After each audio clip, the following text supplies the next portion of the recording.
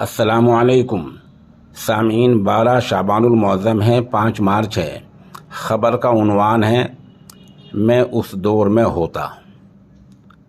دوسرا عنوان ہے علماء حق مولانا سلمان ندوی صاحب کے خلاف کیوں ہیں۔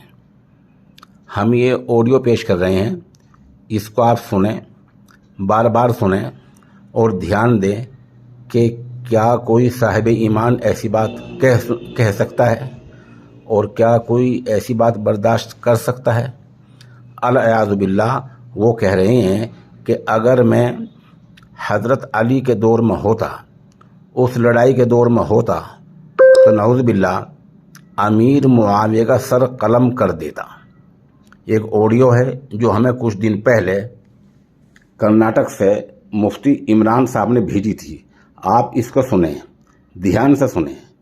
یہ ایک ہی بات نہیں، ایسی بہت ساری باتیں ہیں جن وجوہات کی وجہ سے علماء حق مولانا سلمان صاحب کے خلاف ہیں اور ان کے نظریات سے اختلاف رکھتے ہیں۔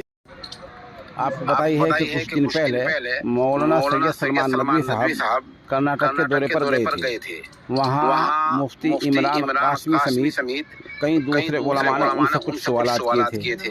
کیا سوال ہیں، کیا جواب ہیں، ان کو پیش کیے دیتا ہوں۔